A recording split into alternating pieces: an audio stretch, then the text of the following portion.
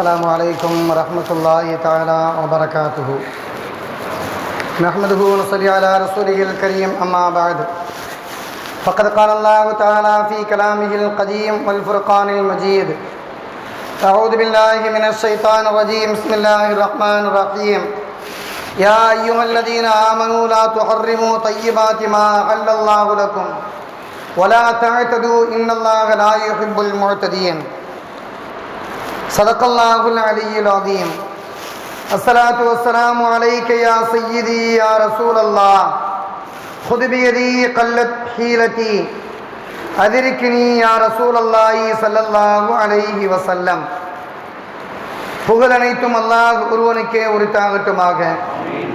ஸலவாத்தும் ஸலாமும் நபிகள் நாயகம் ஸல்லல்லாஹு அலைஹி வஸல்லம் அவர்கள் மீதும், அவர்களின் குடும்பத்தார்கள், உற்றார் உறவினர்கள், தோழர்கள், சுஹதாக்கள், சாலிஹீன்கள், அவுலியாக்கள் மற்றும் இங்கு குழுமி இருக்கக்கூடிய நம் அனைவரின் மீதும் உண்டாகட்டுமாக.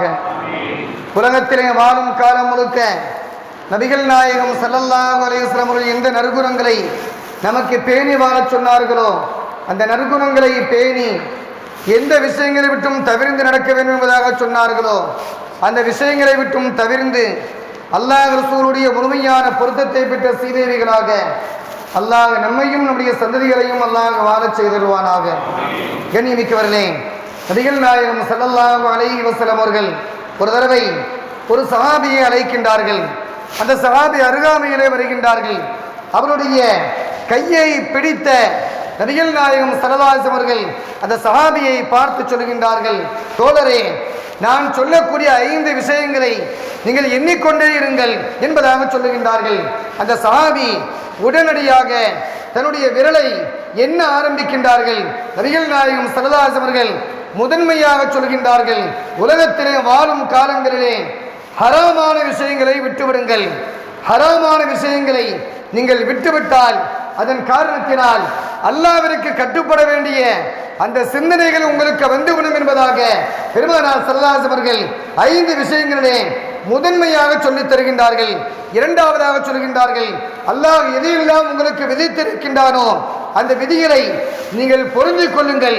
அப்படி பொருந்திக் கொள்ளக்கூடிய நேரங்களிலே அல்லாஹ் தஆலா உங்களை செல்வந்தர்களாக அல்லாஹ் வாழச் செய்வான் என்பதாக இரண்டாவது செய்தியை சொல்கின்றார்கள்.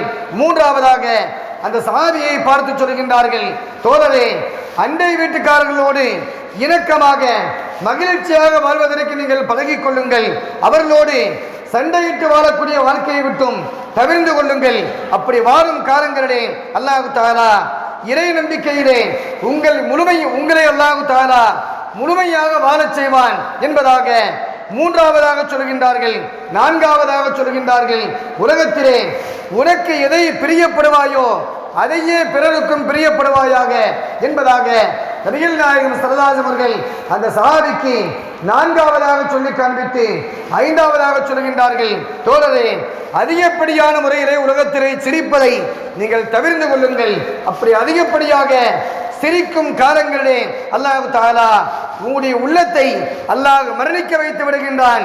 நன்மையான சொற்கள், நன்மையான செயல்கள் உங்களுடைய உள்ளத்திலே வராமல் அல்லாஹ் தஆலா தடுத்து விடுகின்றான் என்பதாக பெருமானார் ஸல்லல்லாஹு அலைஹி வஸல்லம் அவர்கள் 5 விஷயங்களை அந்த சஹாபா பெருமக்களுக்கு சொன்ன அந்த செய்திகளை பார்க்கின்றோம். ஒரு தடவை சஹாபா பெருமக்களோடு நபிகள் நாயகம் ஸல்லல்லாஹு அலைஹி வஸல்லம் அவர்கள் போருக்கு சென்றிருக்கின்றார்கள். அந்த தற்காப்பு யுத்தத்திலே சஹாபா பெருமக்களிலே அதிகமான நபர்கள் வாலிப வயதை சார்ந்தவர்களாக அந்த போர்க்களத்திலே கலந்திருக்கின்றார்கள். ஒரு குடும்பத்தை பிரிந்து வாழக்கூடிய அந்த நிர்பந்தமான காலகட்டங்களிலே சஹாபா பெருமக்களிலே சிலர் வருகின்றார்கள்: யா ரசூலல்லாஹ், நாங்கள் குடும்ப வாழ்க்கையிலே ஈடுபடாமல் போர்க்களத்திலே கலந்திருக்கின்றோம். எங்களுக்கு நாங்களே காயெடுத்துக் கொள்ளவா என்பதாக கேட்கின்றார்கள். நபிகள் நாயகம் ஸல்லல்லாஹு அலைஹி வஸல்லம் அவர்கள் அனுமதியை வழங்குகின்றார்கள். வழங்கிய பெருமானார் ஸல்லல்லாஹு அலைஹி வஸல்லம் அவர்கள் மீண்டும் அந்த சஹாபா பெருமக்களை பார்த்து சொல்கின்றார்கள்: தோழர்களே, அல்லாஹ் உங்களுக்கு ஹராமாக்கி வைத்திருக்கின்றான். கால்நடைகளுக்கு அல்லாஹ் ஹலாலாக்கி வைத்திருக்கின்றான். மனிதர்களுக்கு காயடிக்கக்கூடிய விஷயங்களை அல்லாஹ் தடுத்து வைத்திருக்கின்றான். எனவே உங்களுடைய குடும்ப வாழ்க்கையை உங்களுடைய மனைவியரோடு ஈடுபட்டுக் கொள்ளுங்கள். பிற தீமையான காரியங்களை செய்து ஹராமான காரியத்தை நீங்கள் செய்துவிட வேண்டாம் என்பதாக நபிகள் நாயகம் ஸல்லல்லாஹு அலைஹி அவர்கள் எச்சரித்த வரலாறை பார்க்கின்றோம். ஹராமான விஷயங்களுடைய விஷயத்திலே பெருமானார் ஸல்லல்லாஹு அலைஹி அவர்கள் சஹாபா பெருமக்களை அவ்வளவு பண்படுத்தி இருக்கின்றார்கள் என்பதை பார்க்கின்றோம். ஒரு தடவை சொல்வார்கள், நாளை மறுமை நாளிலே திகாமா என்று சொல்லக்கூடிய ஒரு உயரமான மலை, அந்த மலை போல் ஒரு மனிதன் நிறைய நன்மைகளை கொண்டு வந்திருப்பான். திகாமா என்று சொல்லக்கூடிய அந்த மலையை போன்ற நிறைய நன்மைகளை ஒரு மனிதன் மறுமையிலே கொண்டு வந்திருப்பான். ஆனால் அவனுடைய நன்மைகள் தூசியை போன்று புழுதியை போன்று மாறிவிடும். அவைகள் காற்றடிக்கும் நேரங்களிலே அவைகளாக பறந்துவிடும், ஒன்றுமில்லாமல் ஆகிவிடும் என்பதை நபிகள் நாயகம் ஸல்லல்லாஹு அலைஹி அவர்கள் சொல்லும் நேரத்திலே சஹாபா பெருமக்கள் கேட்கின்றார்கள், யா ரசூலல்லாஹ், அவ்வளவு நன்மைகளை செய்த அந்த பெருமக்கள் நன்மைகளை செய்துவிட்டு ஏன் அவர்கள் புழுதியை போன்ற தங்களுடைய நன்மையை வீணடித்து விடுகின்றார்கள்? அதற்கான காரணம் என்ன? நாங்கள் தெரிந்து கொள்ளவா? தெரிந்து கொண்டால் எங்களுடைய நன்மைகளிலே நாங்கள் முன்பின்பாக நாங்கள் மாற்றிக்கொள்வோமே என்பதாக கேட்கின்றார்கள். அப்படி கேட்கும் நேரத்திலே நபிகள் நாயகம் ஸல்லல்லாஹு அலைஹி அவர்கள் சொல்லுகின்றார்கள், அந்த மனிதர்கள் நன்மையை செய்து கொண்டே இருப்பார்கள், நன்மையை செய்வதற்கு யோசிக்க மாட்டார்கள், அதற்காக சோம்பேறித்தனம் பட மாட்டார்கள். ஆனால் அவர்கள் ஹராமான விஷயங்கள் என்பதாக வந்துவிட்டால் அந்த ஹராமை விடும் விஷயங்களிலே அவர்கள் பின்வாங்க மாட்டார்கள். அந்த ஹராமையும் செய்து கொண்டு நாம் தான் நன்மைகளை செய்கின்றோமே, நாம் தப்பித்துக் கொள்ளலாம் என்பதாக அந்த மக்கள் தங்களை தாங்களே கற்பனை செய்து வாழ்ந்து கொண்டிருப்பார்கள். எனவே அவர்கள் செய்த ஹராமான அந்த செயல், ஹராமான விஷயங்களே அவர்கள் நீடித்திருக்கக்கூடிய அந்த செயல், அவர்கள் செய்த நன்மைகளை எல்லாம் புழுதியை போன்று மறுமைகளை மாற்றிவிடும் என்பதாக நபிகள் நாயகம் ஸல்லல்லாஹு அலைஹி அவர்கள் சொன்ன செய்தியை பார்க்கின்றோம். யூசுப் அலைஹிஸ்ஸலாமுடைய சகோதரர்கள் எல்லாம் சேர்ந்து யூசுப் அலைஹிஸ்ஸலாமை அழிக்க வேண்டும் என்பதாக நினைத்திருந்தார்கள். ஆனால் அல்லாஹ் தஆலா யூசுப் அலைஹிஸ்ஸலாம் வாழ்வதன் காரணத்தினால்தான், இவருடைய வாழ்க்கை அழியாமல் இருக்கும் என்ற காரணத்தினால் அல்லாஹ் தஆலா அவர்களை காப்பாற்றினான் என்ற வரலாறை பார்க்கின்றோம். அந்த வரலாற்றினுடைய தொடர்ச்சியிலே அல்லாஹ் சொல்லும் நேரத்திலே மிகப்பெரிய தவறை விட்டும் யூசுப் அலைஹிஸ்ஸலாம் தங்களை தாங்களே மிகப்பெரிய ஹராமிலிருந்து தங்களை பாதுகாத்துக் கொண்டார்கள். பாதுகாத்துக் கொண்டதற்கு பழிவாங்கப்படக்கூடிய விதமாக சிறைச்சாலையிலே தள்ளப்படுகின்றார்கள். கடைசி காலத்திலே உணவுத்துறையினுடைய மிகப்பெரிய மந்திரியாக அவர்கள் பொறுப்பேற்றுக் கொள்கின்றார்கள். அந்த நேரத்திலே சகோதரர் எல்லாம் வந்து உணவு தானியங்களை வாங்கி செல்கின்றார்கள். அந்த நேரத்திலே ஒரு குறிப்பிட்ட காலங்களை கடந்து அந்த சகோதரர்கள் யூசுப் அலைஹிஸ்ஸலாம் இடத்திலே கேட்கின்றார்கள், நீங்கள் தானே யூசுப் என்பதாக கேட்கும் நேரத்திலே யூசுப் அலைஹிஸ்ஸலாம், நான் தான் யூசுப், இவர்தான் என்னுடைய சகோதரர் புன்யாமீன் என்பதாக பதிலை சொல்லுகின்றார்கள். சொல்லிவிடக்கூடிய நேரத்திலே சகோதரர்கள் நடுங்குகின்றார்கள், பயப்படுகின்றார்கள். அந்த நேரத்திலே யூசுப் அலைஹிஸ்ஸலாம் சொன்ன வார்த்தை, இன்னஹு மை யத்தகி வ யஸ்பிர், யார் அல்லாஹ்வை பயந்து வாழுகின்றார்களோ, யார் பொறுமையோடு வாழுகின்றார்களோ அந்த மக்களுக்கு அல்லாஹ் தஆலா உபகாரம் செய்கின்றான். அல்லாஹ்வை பயந்து வாழ்ந்தேன், சோதனை வரும் இடங்களிலே நான் பொறுமையோடு இருந்தேன். அல்லாஹ் தஆலா இப்போது எனக்கு பதவியை அல்லாஹ் தந்திருக்கின்றான். அந்த பதவியின் காரணத்தினால் நீங்கள் என்னிடத்திலே கையேந்தும் சூழ்நிலையை அல்லாஹ் தந்துவிட்டான் என்பதாக சொல்லிவிட்டு சகோதரனுக்கு உணர்த்தக்கூடிய பாடம், நீங்கள் அல்லாஹ்வை பயந்து கொள்ளுங்கள், எந்த நேரத்திலேயும் ஹராமை செய்து விடாதீர்கள், எல்லா காலங்களிலேயும் பொறுமையோடு வாழுங்கள். அந்த பொறுமையோடு வாழ்ந்தால் அல்லாஹ் தஆலா உங்களுக்கு உயர்வை தருவான் என்பதாக யூசுப் அலைஹிஸ்ஸலாம் அவர்கள் சொன்ன செய்திகளை பார்க்கின்றோம். நபிகள் நாயகம் ஸல்லல்லாஹு அலைஹி வஸல்லுக்கு அல்லாஹ் தஆலா பத்ஆ என்று சொல்லக்கூடிய ஒரு ஊர், அந்த ஊர் நிறைய அல்லாஹ் தஆலா தங்கமாக ஆக்கி தருகின்றேன் என்பதாக அல்லாஹ் கேட்டான். பெருமானார் ஸல்லல்லாஹு அலைஹி அவர்கள், இல்லை, எனக்கு தேவையில்லை, ஒரு நாள் நான் வயிறார உணவருந்த வேண்டும், இன்னொரு தினத்திலே நான் பட்டினியாக இருக்க வேண்டும், அந்த சூழ்நிலை எனக்கு கிடைத்தால் போதும் என்பதாக அல்லாஹ்விடத்திலே பெருமானார் ஸல்லல்லாஹு அலைஹி அவர்கள் அல்லாஹ் தந்த நியமத்தை வேண்டாம் என்பதாக மறுத்து விடுகின்றார்கள். ஆனால் பத்ஆ என்று சொல்லக்கூடிய அந்த ஊர் முழுக்க அல்லாஹ் தங்கமாகவே மாற்றிக் கொடுத்தான். இருந்த போதிலும் நபிகள் நாயகம் ஸல்லல்லாஹு அலைஹி அவர்கள் அந்த நிறைவான தங்கத்தை பெற்றுக்கொள்ளவில்லை. ஏழ்மையான வாழ்க்கையிலே அவர்கள் வாழ்ந்தார்கள். காரணம், ஹராமான பொருட்கள் தனக்கு கலந்துவிடக் கூடாது, சுயமாக சம்பாதித்து நாம் உணவு சாப்பிட வேண்டும் என்ற அந்த நிர்பந்தத்தை பெருமானார் ஸல்லல்லாஹு அவர்கள் தங்களுக்கு தாங்களே ஏற்படுத்திய அந்த செய்திகளை பார்க்கின்றோம். எண்ணிமிக்கவர்களே, இரண்டாவதாக நபிகள் நாயகம் ஸல்லல்லாஹு அவர்கள் சொல்லித் தருவார்கள், அல்லாஹ் எதை நமக்கு விதியாக ஆக்கி இருக்கின்றானோ அவன் விதித்ததை நாம் பொருந்திக் கொள்ள வேண்டும். அவன் விதித்ததை நாம் பொருந்திக் கொள்ளும் நேரங்களிலே அல்லாஹ் தஆலா செல்வந்தர்களாக, நிறைவான உள்ளம் படைத்தவர்களாக அல்லாஹ் நம்மை வாழச் செய்கின்றான் என்பதை சொல்லித் தந்த நபிகள் நாயகம் ஸல்லல்லாஹு அவர்கள் சொல்லுவார்கள், உர்வத் இப்னு ஸுபைர் ரலியல்லாஹு தஆலா அன்ஹு, அந்த சஹாபி, அவர்களுக்கு 7 ஆண் மக்கள், அவர்களுக்கு அல்லாஹ் வழங்கியது 7 ஆண் மக்கள். அவர்கள் மிக திறனாத்திரமாக, உடல் வலிமை பெற்றவர்களாக அந்த சஹாபி இருந்தார்கள். ஒரு தடவை அவருடைய மகன்களிலே ஒரு மகன் இறந்து விடுகின்றார். இவர்கள் அந்த சோகத்திலே இருந்து கொண்டிருக்கக்கூடிய அந்த நேரத்திலே இவர்கள் வளர்த்த அந்த குதிரை இவருடைய காலிலே மிக வேகமாக மிதித்து விடுகின்றது. கால் பாதங்களிலே அதிகமான காயங்கள் ஏற்பட்டு பாதிப்பை அடைந்திருந்தார்கள். இந்த நேரத்திலே சஹாபா பெருமக்கள் அவர்களை துக்கம் விசாரிப்பதற்காக வருகின்றார்கள். வந்த சஹாபிகள் சொல்கின்றார்கள், மகன் இறந்த அந்த துக்கத்தை கேட்பதா, இல்லை என்றால் குதிரை மிதித்து காயம் ஏற்பட்டு இருக்கின்றது அதை கேட்பதா என்பதாக சஹாபா பெருமக்கள் தத்தளித்துக் கொண்டு சந்திப்பதற்காக வருகின்றார்கள். துக்கம் விசாரிப்பதற்காக, ஆறுதல் சொல்வதற்காக வரக்கூடிய அந்த நேரத்திலே உர்வத் இப்னு ஸுபைர் ரலியல்லாஹு தஆலா அன்ஹு வந்த மக்களிடத்திலே சாதாரணமாக பேசுகின்றார்கள். எந்த கலக்கத்தையும் காட்டவில்லை. வந்தவர்கள் கேட்கின்றார்கள், உர்வத் இப்னு ஸுபைர் அவர்களே, மகனை இழந்திருக்கின்றீர்கள், அந்த துக்கத்தோடு மிகப்பெரிய காயத்தை ஏற்படுத்தி அந்த பாதிப்பிலே இருக்கின்றீர்கள் என்பதாக கேட்கும் நேரத்திலே உர்வத் இப்னு ஸுபைர் ரலியல்லாஹு தஆலா அவர்கள் சொன்னார்கள், அல்லாஹ் தஆலா 7 ஆண் மக்களை அல்லாஹ் தந்தான். அந்த 7 ஒன்றை தான் அல்லாஹ் தஆலா என்னை விட்டும் பிரித்திருக்கின்றானே தவிர மீதம் 6 மக்களை அல்லாஹ் என்னோடு இருப்பதற்கான தௌஃபீக்கை அல்லாஹ் தந்திருக்கின்றான். அல்லாஹ் தந்த அதிகப்படியான நியமத்தை நான் நினைத்து பார்ப்பதா வேண்டாமா? அதே போன்று என்னுடைய உடல் முழுக்க அல்லாஹ் தஆலா ஆரோக்கியத்தை தந்திருக்கின்றான். அந்த ஆரோக்கியத்தை தந்த அல்லாஹ் கால் பகுதியிலே ஒரு சிறு காயத்தை அல்லாஹ் ஏற்படுத்தி இருக்கின்றான். இந்த சிறு காயத்திற்காக உடல் முழுக்க ஆரோக்கியத்தை தந்த அந்த அல்லாஹ்வை மறப்பதா? அவன் சோதனையை தந்துவிட்டான். அந்த தந்ததை ஏதோ நலனுக்காக அல்லாஹ் தந்திருப்பான் என்பதை நான் பொருந்திக் கொண்டேனே தவிர அல்லாஹ்வை நான் திட்டவில்லை, அல்லாஹ்வை நான் நிந்திக்கவில்லை.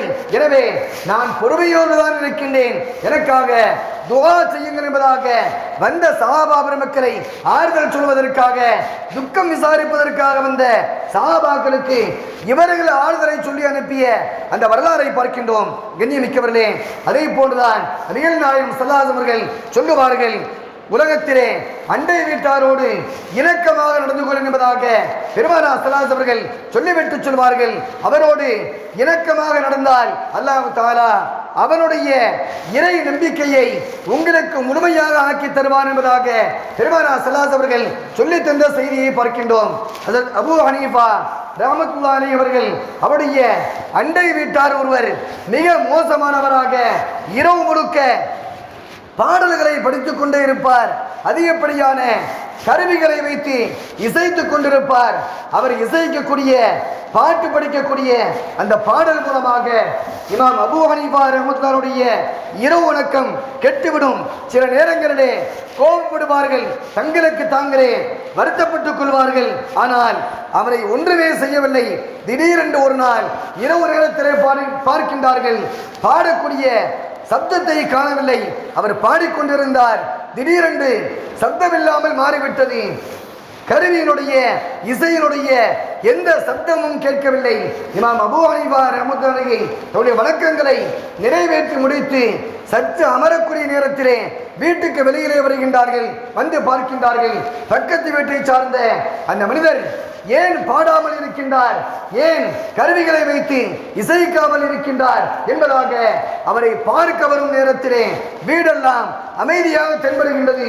வீட்டிலே விசாரிக்கின்றார்கள், அந்த மனிதனை காணவில்லை, எங்கே சென்றான் என்பதாக கேட்கும் நேரத்திலே அவனை அரசு அதிகாரிகள் எல்லாம் வந்து கைது செய்து இழுத்து சென்று விட்டார்கள் என்பதாக சொல்லும் நேரத்திலே இமாம் அபூ ஹனீஃபா ரஹ்மத்துல்லாஹி அவர்கள் தன்னுடைய கோவேறு கருதை எடுக்கின்றார்கள். அரசருடைய சபைக்கு செல்கின்றார்கள். இரவு நேரத்திலேயே அரசரை அழைத்து என்னுடைய பக்கத்து வீட்டுக்காரரை கைதியாக பிடித்து சென்றிருக்கின்றார்கள், என்ன காரணம் என்பதாக இமாம் அபூ ஹனீஃபா கேட்கும் நேரத்திலே அந்த மன்னர் இவர்களை மிகுந்த அக்கறையோடு கண்ணியத்தோடு வரவேற்று சொல்கின்றார். நீங்கள் சொல்லியிருந்தால் உங்களுடைய தர்பாருக்கு நான் வந்திருப்பேனே, கல்விமானை என்னுடைய இடத்திற்கு நான் அழைத்து விட்டேன் என்பதாக வருத்தப்பட்டு அவரை அழைத்து வர சொல்கின்றார்கள். சொல்லும் நேரத்திலே அவருக்கான காரணம் என்னவென்றால், இரவு நேரத்திலே நீண்ட நேரமாக எல்லா மக்களுடைய தூக்கத்தை கெடுக்கும் விதமாக பாடல்களை படித்துக் கொண்டிருக்கின்றார், இசைத்துக் கொண்டிருக்கின்றார். மக்களுக்கு இடைஞ்சலை தரக்கூடிய அந்த செயலின் காரணத்தினால் அவரை கைது செய்தோம் என்பதாக அதிகாரிகள் சொல்லும் நேரத்திலே இமாம் அபூ ஹனீஃபா அவர்களை மன்னர் பார்க்கின்றார். என்ன சொல்வது என்பதாக கேட்கின்றார்கள். இல்லை இல்லை, அவரை விட்டுவிடுங்கள், அவரின் மூலமாக எனக்கு உபத்திரம் கிடையாது, எனக்கு இடையூறு கிடையாது என்பதாக அவரை சொல்லும் நேரத்திலே அவரை விடுதலை செய்கின்றார்கள். இமாம் அபூ ஹனீஃபா ரஹ்மத்துல்லாஹி அவர்கள் தன்னுடைய கோவேறு கழுதையிலேயே அந்த மனிதனை பின்னால் அமர வைத்து அவரை அழைத்து வருகின்றார்கள். வரக்கூடிய பாதையிலே அந்த மனிதன் தேம்பி தேம்பி அழுகின்றான். அவனை பார்த்து கேட்கின்றார்கள், ஏன் அழுகின்றாய் என்பதாக கேட்கும் நேரத்திலே என்னுடைய பக்கத்து வீட்டுக்காரர் இரவு நேரத்திலே வணங்குவீர்கள், குர்ஆனை படிப்பீர்கள், ஹதீஸை படிப்பீர்கள் என்பது நன்றாகவே தெரியும். தெரிந்திருந்தும் கூட உங்களுக்கு இடையூறு செய்வதற்காகத்தான் நான் பாடிக்கொண்டிருந்தேன், இசைத்துக் கொண்டிருந்தேன். ஆனால் நீங்கள் இவ்வளவு மன்னிக்கக்கூடிய தன்மை படைத்தவராக, பக்கத்து வீட்டை சார்ந்தவராக இருப்பீர்கள் என்பதை நான் எண்ணவில்லையே. இவ்வளவு மோசடிகள் செய்த, அநியாயம் செய்த என்னை மன்னிக்கக்கூடிய உங்களுடைய கருணையை நினைத்து பார்க்கின்றேன். இவ்வளவு நல்ல அண்டை வீட்டாரை பெற்றிருக்கக்கூடிய நான் ஏன் இவ்வளவு மூதேவித்தனமாக மாறிவிட்டேன் என்பதாக எனக்கு நானே நொந்து கொள்கின்றேன். அல்லாஹ்விடத்திலே தௌபா செய்கின்றேன் என்பதாக சொன்ன வரலாறை பார்க்கின்றோம். எண்ணிமிக்கவர்களே, அண்டை வீட்டாருக்கு நாம் மகிழ்ச்சியாக நடக்கும் நேரங்களிலே அல்லாஹ் தஆலா அவனுடைய நினைவை முழுமையாக நினைக்கக்கூடிய தௌபீகை அல்லாஹ் வழங்குகின்றான் என்பதை நபிகள் நாயகம் ஸல்லல்லாஹு அலைஹி அவர்கள் சொல்லித்தரக்கூடிய செய்திகளை பார்க்கின்றோம். பெருமானார் ஸல்லல்லாஹு அலைஹி அவர்கள் சொல்லுவார்கள், தன்னை விட பிறரை தேர்ந்தெடுக்க வேண்டும் என்பதாக சொல்லி தந்துவிட்டு சொல்வார்கள். எர்மூக் போர்க்களத்திலே சஹாபா பெருமக்கள் குத்துயிராக கிடக்கின்றார்கள். அந்த நேரத்திலே ஒரு சஹாபி தண்ணீரை கொண்டு செல்கின்றார்கள். ஒரு சஹாபியினுடைய அருகாமையிலே கொண்டு செல்ல அந்த சஹாபி குத்துயிராக இருக்கக்கூடிய அந்த நேரத்திலே என்பதாக ஒரு சப்தம் வருகின்றது. பக்கத்து படுக்கையில் இருக்கக்கூடிய ஒருவரை அந்த சஹாபி கண்ணை காண்பிக்கின்றார்கள். தண்ணீர் அங்கே செல்கின்றது. அவருக்கு அருகாமையிலே இன்னொரு சஹாபி என்பதாக சப்தமிட அந்த சஹாபி அவருக்கு கொடுக்குமாறு சைக்கிளை செய்கின்றார்கள். மூன்றாம் அவருக்கு செல்லும் நேரத்திலே அந்த சஹாபி ஷஹீதாக்கப்படுகின்றார்கள், இறந்து விடுகின்றார்கள்.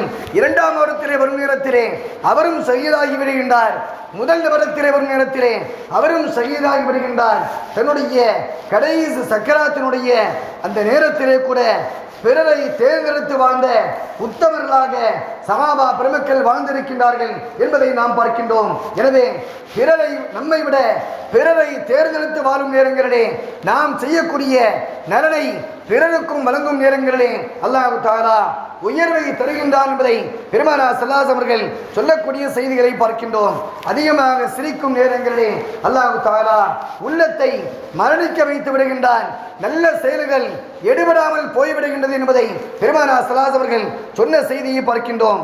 இமாம் முஆவியா ரலியல்லாஹு தஆலா அன்ஹு ஒரு தெரு வழியாக சென்று கொண்டிருக்க அந்த வீதியிலே ஒரு வாலிபன் சப்தமிட்டு சிரிக்கின்றான். அவனை பார்த்து கேட்கின்றார்கள், தோழரே, சிராத்துல் முஸ்தகீம் பாலத்தை கடந்து விட்டாயா என்பதாக கேட்கின்றார்கள்.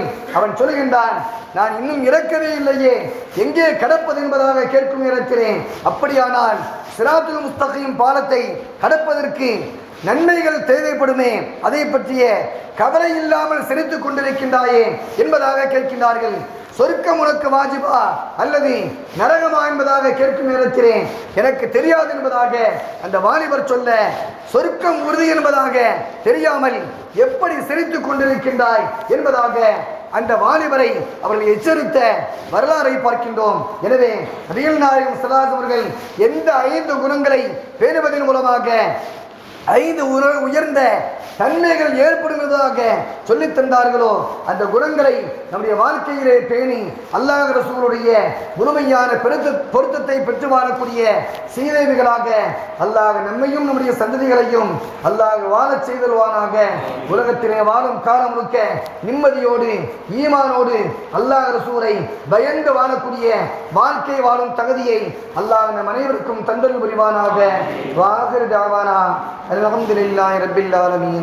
அஸ்ஸலாமு அலைக்கும் வரஹ்மத்துல்லாஹி வபரகாத்துஹு.